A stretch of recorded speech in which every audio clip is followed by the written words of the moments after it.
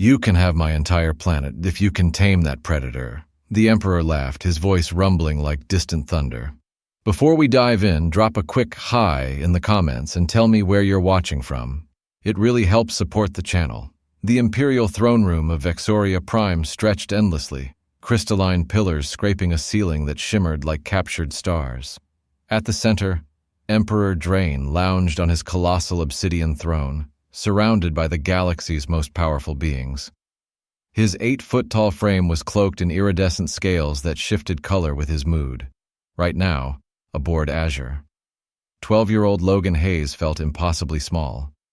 Scrappy, dirt-smudged, and with unruly brown hair, he stood beside the Earth Ambassador, utterly out of place on a floor that gleamed like liquid silver. "And so your luminescence," the ambassador began, bowing deeply. "We believe a diplomatic relationship between our species could be mutually beneficial. Humans may be newcomers to interstellar travel, but we bring much to offer." Drain yawned, revealing rows of serrated teeth, his scales rippled purple, dripping with disdain. "Yes, yes," his voice echoed across the chamber. "Persistent your species is. Every solar cycle, humans send representatives. Every solar cycle, I explain. Vexoria has no interest in diplomacy with primitive beings." Logan shifted nervously. He shouldn't have been here at all.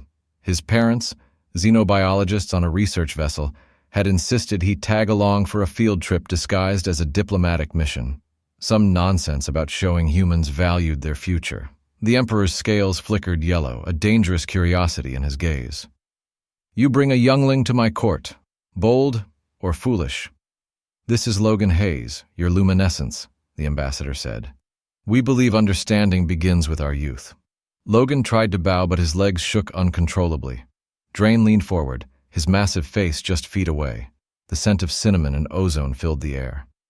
"Tell me, small human," Drain hissed, "what does your species offer mine?" Logan's throat went dry. We're good at solving problems," he squeaked. A ripple of chittering laughter swept through the court. Drain's scales blazed orange. "Problems? What problems could a mighty empire like mine possibly have that would need humans?"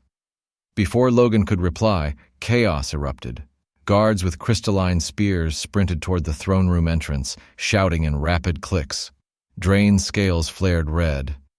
"What is the meaning of this interruption?"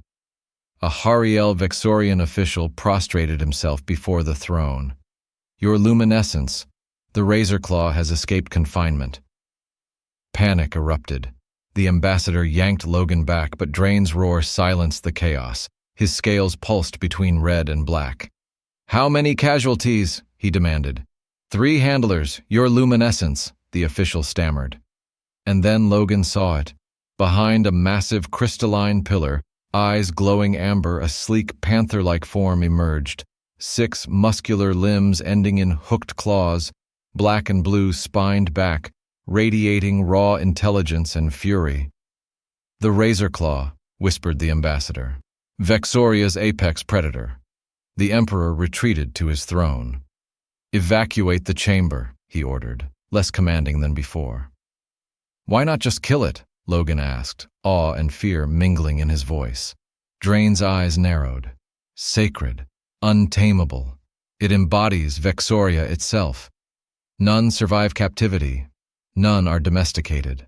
The Razor Claw stalked forward, spines glowing faint blue, eyes fixed on the Emperor. A strange note crept into Drain's voice. "Perhaps this meeting should be postponed."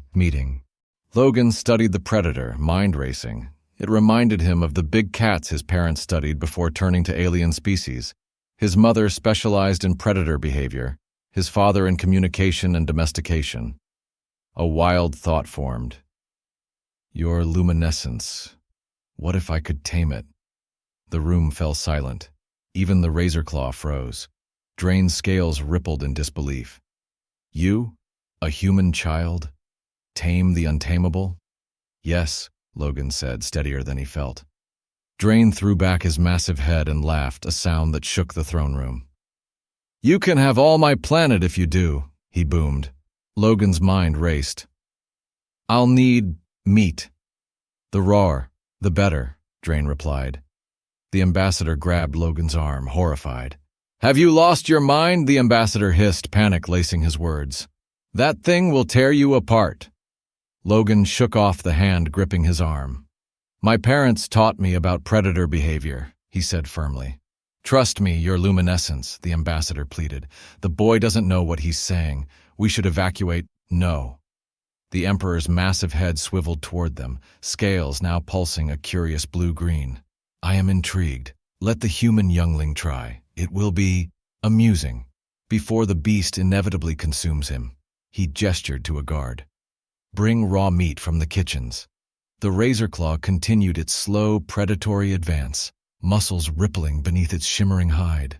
When the guard returned with a platter of raw purple meat, iron-scented and oddly sweet, Logan's hands trembled as he took it. The ambassador retreated, bracing for disaster. Stay back, Logan instructed, his voice calm. And whatever happens, don't move suddenly or make noise. He stepped forward, placing himself between the Emperor and the advancing predator. The creature stopped, amber eyes locking onto him. Logan recalled his mother's words. Predators are pragmatists. They don't want to fight.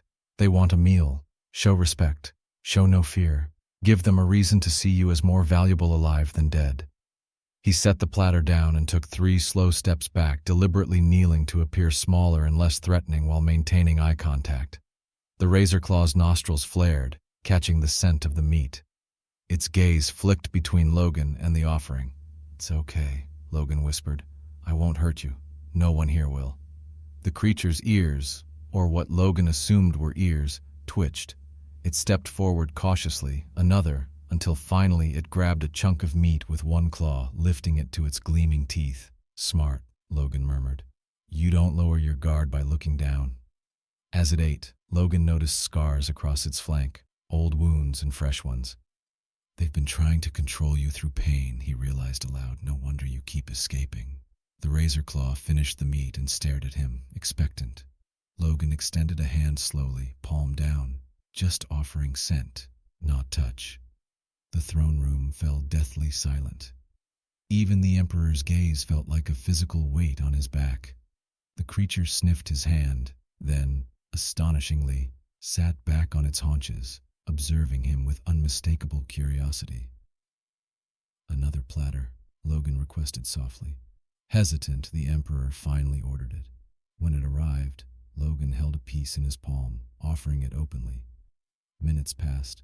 The razor claw crept closer, massive head dwarfing Logan's torso, sniffed and then delicately took the meat from his hand, teeth grazing skin so lightly it was almost reverent. A collective gasp echoed through the court. Good job, Logan encouraged, reaching for another piece. He held it slightly higher this time, training the creature to lift its head.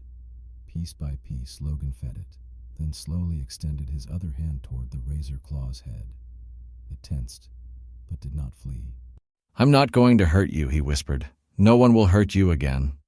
Fingers brushed its hide, smooth, warm, with a subtle, textured pattern. Then, impossibly, the razor claw leaned into the touch. The Emperor rose from his throne, stunned. Impossible, he breathed. Logan continued stroking, finding a spot behind what he guessed was an ear. A deep rumble vibrated through the floor, a purr but richer and more resonant than anything on Earth. He's not taming it, one court member whispered. He's communing with it. What is your secret, human child? Drain demanded, scales flashing like a storm. Logan didn't look back. No secret. Just respect. You've been breaking its will. I'm asking for cooperation. The razor claw relaxed fully, resting its massive head in Logan's lap as he scratched behind its ears and along its jaw. I'm calling him Midnight, Logan announced suddenly. The name? The Emperor echoed. Yes, Logan said simply. Everything deserves a name, and he likes this one. See how his spines glow? At the sound, the ridge of spines pulsed a soft blue along the creature's back. Midnight raised his head, spines flaring slightly, but Logan reassured both him and the Emperor. It's okay, move slowly, keep your hands visible. No one in the court commented on the strange scene, A human child now instructing the ruler of the galaxy's most powerful civilization, but everyone watched, rapt. The Emperor knelt beside Logan, his colossal frame dwarfing the boy. His scales had settled into a deep, reverent blue. "In all recorded history of our empire," he said quietly, "no one has ever done what you just did." Logan shrugged. "Maybe no one tried the right way." "Perhaps," the Emperor conceded. He extended a massive, scaled hand toward Midnight, who sniffed it cautiously before allowing a brief touch. Turning to Logan, Drain's scales now glowed a warm, golden light. "It seems, small human, that I owe you a planet." "Wait, what?" Logan blinked. "I said you can have all my planet if you tame that predator," the Emperor repeated. "I did not expect to honor that promise, but honor it I must." The ambassador, still in stunned silence, finally found his voice. "Your luminescence. Surely this was merely a figure of speech." "Emperor Drain does not make figures of speech," Drain interrupted, scales flashing indignantly. "A promise made is a promise kept. However," he added, turning back to Logan, "perhaps we might negotiate the terms." Logan glanced down at Midnight, purring contentedly, then back at the Emperor. "I don't want your planet," he said, "but I do want 3 things." The Emperor tilted his head. "Name them." "First," Logan said, "I want diplomatic relations established between Earth and Vexoria, full alliance status." The Emperor's scales flickered briefly, but he nodded. "Granted." "Second," Logan continued, "I want the royal menagerie reformed. No more cages. A proper sanctuary for Vexorian wildlife, with Earth xenobiologists like my parents helping to design and run it." This seemed to surprise Drain more than the first request. "You care about our wildlife?" "All wildlife, everywhere," Logan corrected. After a thoughtful pause, the Emperor nodded again. "It shall be done." "And third," Logan added, scratching Midnight behind the ears, "I want to visit, to see him regularly." The Emperor's scales shifted to a warm orange. "That small human can most certainly be arranged." As Logan continued to pet the supposedly untamable apex predator of Vexoria, the Earth ambassador stared, mouth agape. In less than an hour, a 12-year-old boy had accomplished what years of diplomacy had failed to achieve. "One question, your luminescence," Logan said, looking up at the towering ruler. "Why did you keep trying to tame the razor claw if it never worked?" Drain's scales dimmed slightly. "According to our most ancient traditions, the ruler who tames the sacred beast ushers in an era of unprecedented prosperity and expansion for the Empire." He shrugged, massive shoulders rising. "No emperor has succeeded until today." "But I'm not the Emperor," Logan pointed out. "No," Drain agreed, scales pulsing a thoughtful blue. "You are something far more unexpected." Midnight rumbled, pressing his massive head against Logan's chest and nearly knocking him over. "I believe," the Emperor said, rising to his full height, "that the arrival of humans in our galaxy may be more significant than we realized." He extended a clawed hand. "Come, Logan Hayes of Earth. We have much to discuss about the future of our worlds." As Logan walked beside the Emperor, Midnight padding contentedly at his side, he couldn't help but think of his parents. They were going to be very, very surprised when they learned what he'd done on a simple field trip. But then again, maybe not. They had always taught him that understanding was the key to connection, whether with animals, humans, or 8-foot-tall alien emperors with color-changing scales. He just hoped they'd let him keep visiting Midnight. News of Logan's achievement spread through the Vexorian Empire like wildfire. By the time his parents arrived, urgently summoned from their research vessel, their son had already become a legend. Dr. Sarah Morgan and Dr. Ethan Cole hurried through the ornate corridors, flanked by Vexorian guards whose respect for Logan was palpable. They found him in the Imperial Gardens, sitting beside a reflecting pool, Midnight lounging lazily next to him. "Mom, Dad, I can explain," Logan began, but his words died in his throat as his parents froze, their eyes locked on Midnight. "Is that a razor claw?" his father whispered. "The apex predator of Vexoria," his mother finished, scientific curiosity immediately overriding concern. "Logan, how are you sitting next to one that isn't trying to eat you?" Logan grinned. "This is Midnight.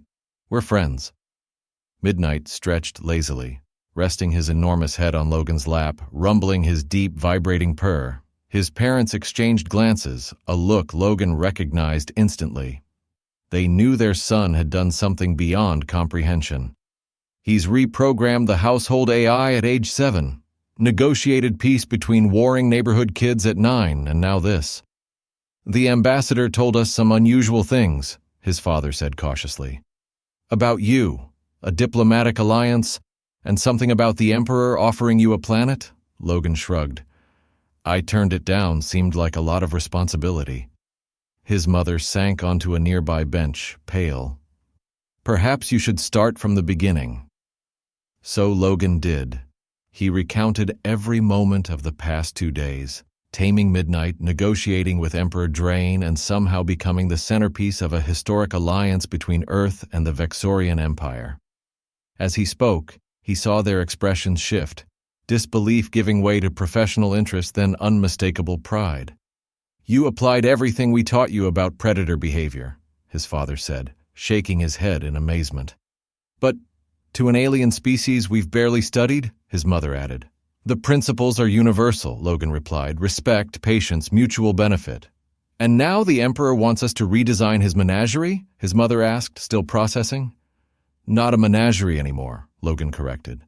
"A sanctuary, a place where the animals can live naturally, not in cages, and where Vexorians can learn about them without trying to dominate them." His father stepped closer, eyes wide with fascination as he studied Midnight. "May I?" he asked, extending a hand.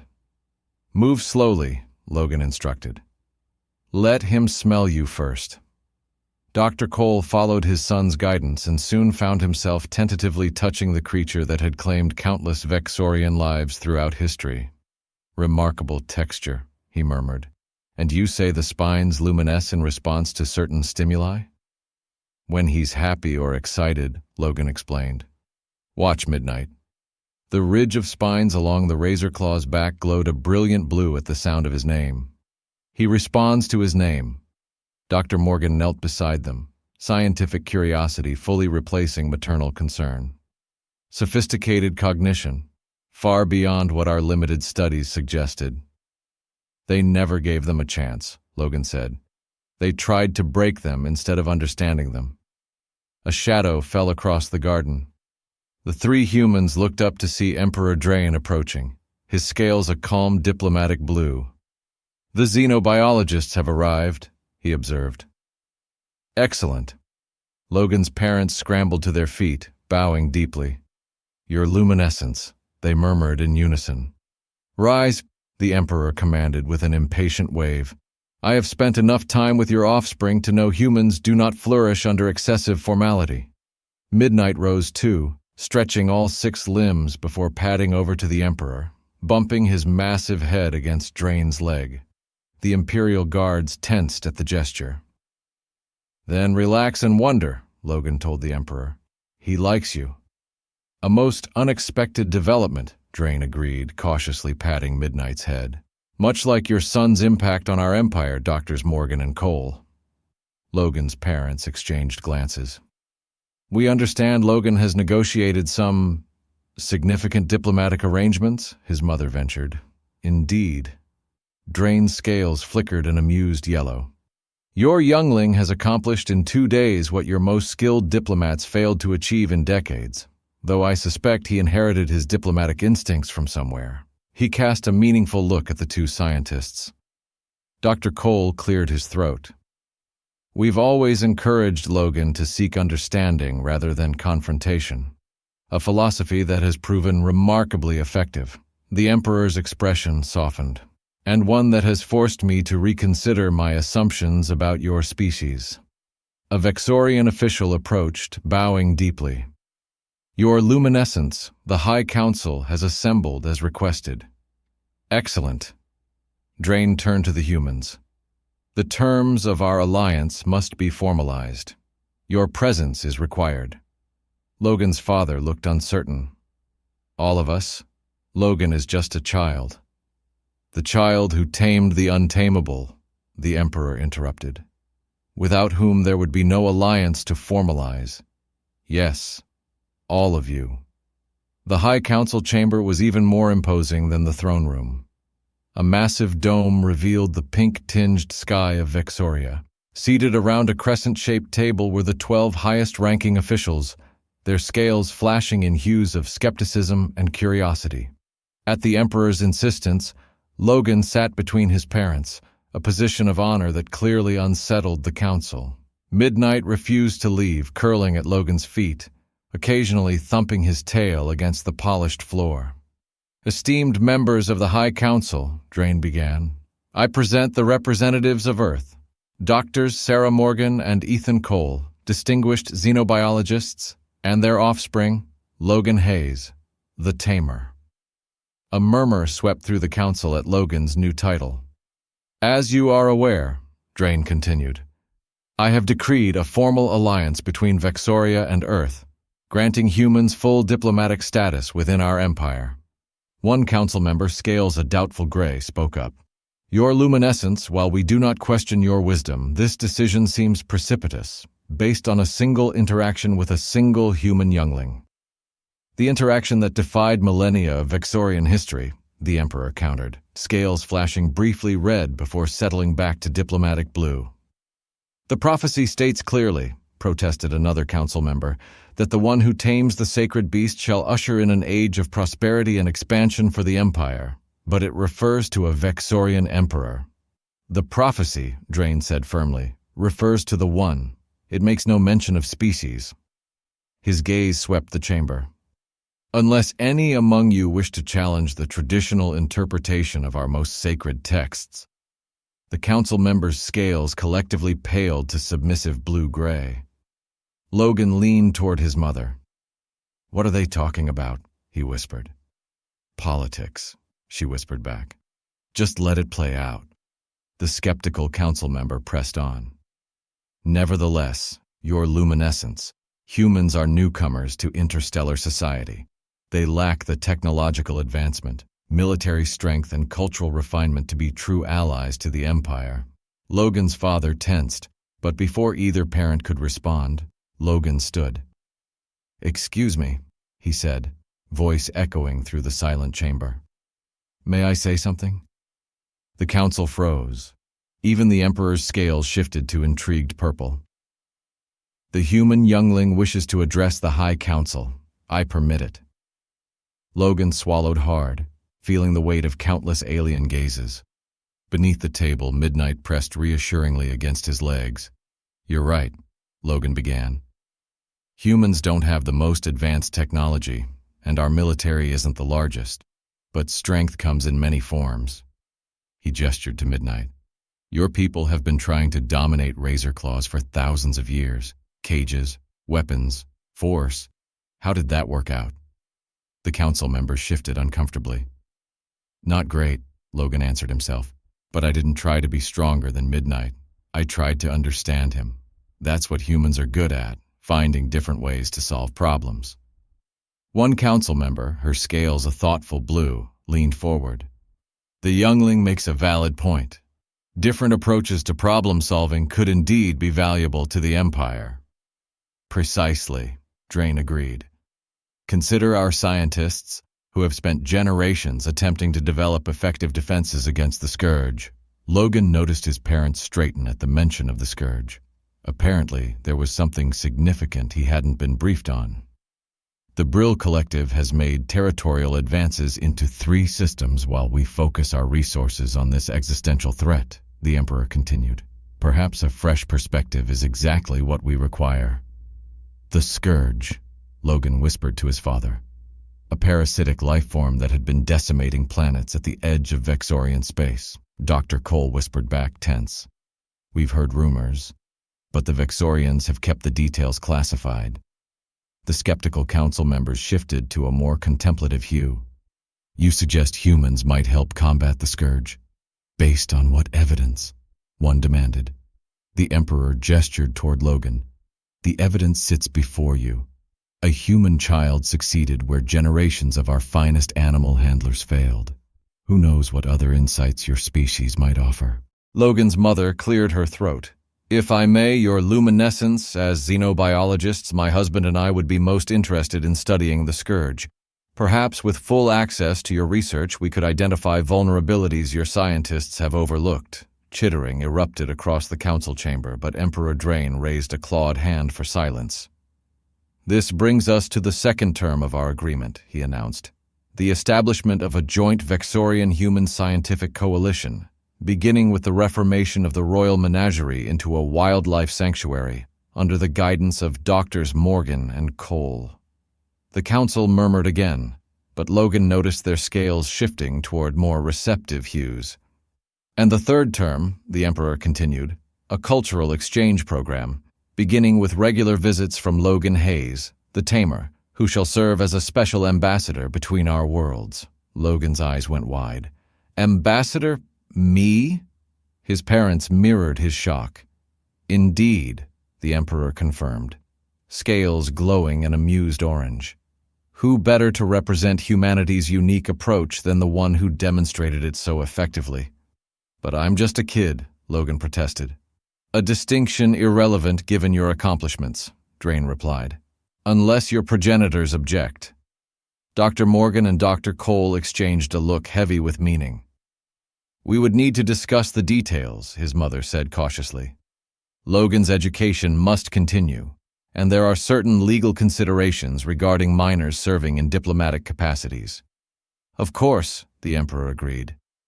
The specifics can be negotiated. The principle, however, stands. The council meeting continued for hours. Trade agreements, cultural exchanges, and scientific collaborations. Logan tried to follow along but found his eyelids growing heavy. Saving interstellar relations was exhausting work. He must have dozed off because the next thing he knew, his father was gently shaking him awake. Meeting's over, Ambassador, Dr. Cole said with a smile. You made quite an impression. Logan rubbed his eyes. Did it work? Is the alliance happening? It's happening, his mother confirmed. And we've been granted full access to the scourge research. This could change everything, not just for Earth-Vexoria relations, but for dozens of threatened systems. As they left the council chamber, midnight padded alongside them, eliciting astonished stares from every Vexorian in the corridors. So, what happens now? Logan asked. Now, said a resonant voice behind them. We prepare to make history. They turned to see Emperor Drain approaching, scales a satisfied gold. The formal alliance ceremony will take place tomorrow, after which I believe you expressed interest in seeing more of my planet. Logan brightened. Can we see where the razor claws live in the wild? I have arranged something better, the Emperor replied. The Royal Hunting Preserve, a territory of some 1,000 square miles where several razor claw packs roam freely.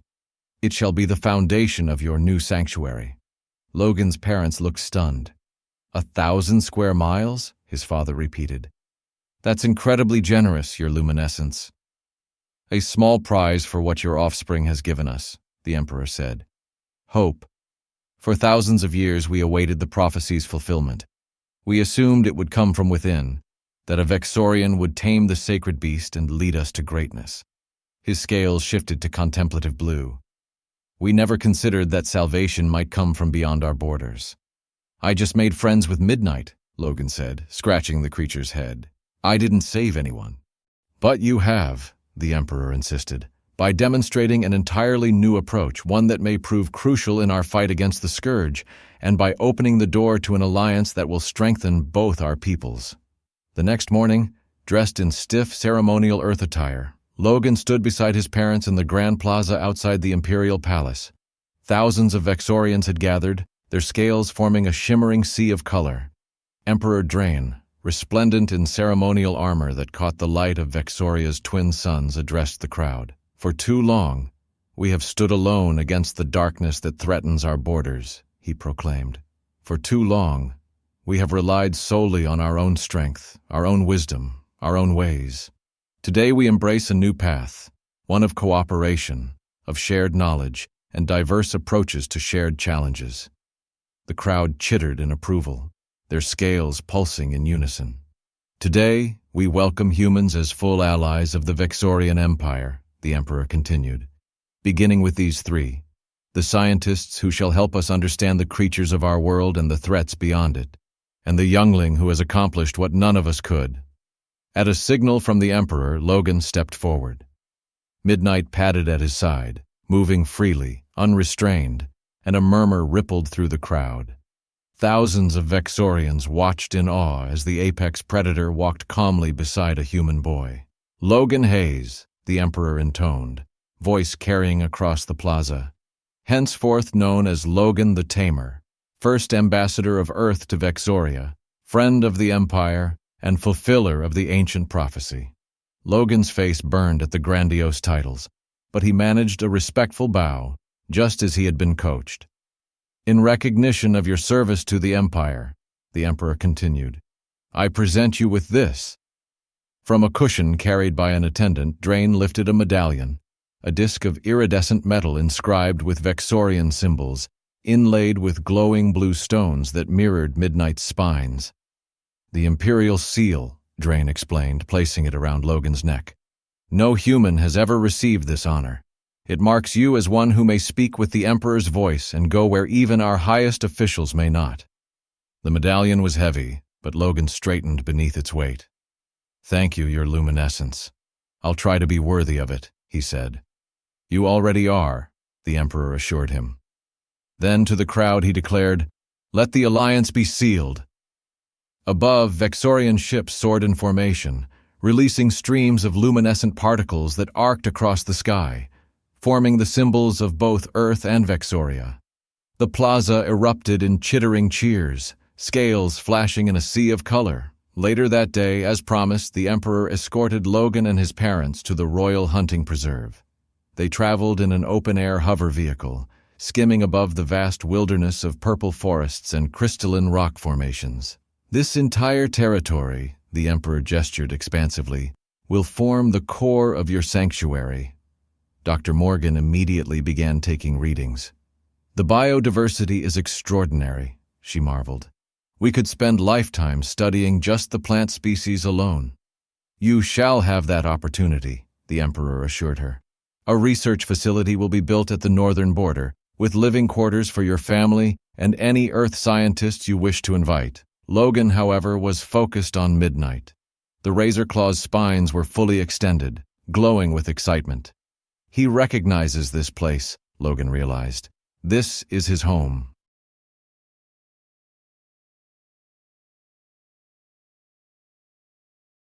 The specimen you call Midnight was captured here 3 solar cycles ago, the Emperor explained. He has escaped captivity 7 times, a record among his kind.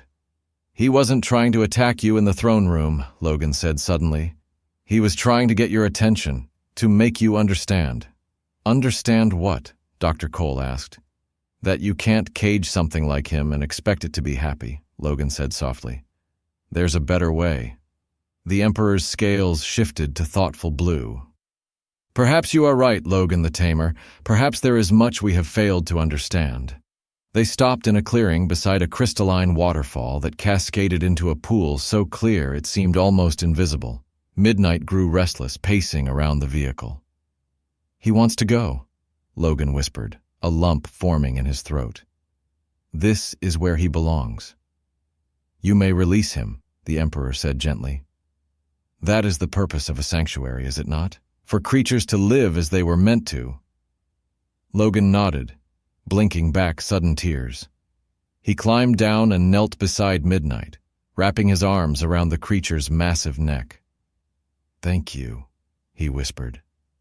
Midnight rumbled, pressing his head against Logan's chest. The vibration of the purr echoed through Logan's entire body. Go on, Logan said, stepping back. You're free. For a moment, Midnight lingered. Then, with a grace that belied his size, he bounded toward the forest edge. At the tree line, he paused, looking back at Logan. His spines glowed the brightest blue Logan had ever seen. Goodbye, Midnight, Logan called.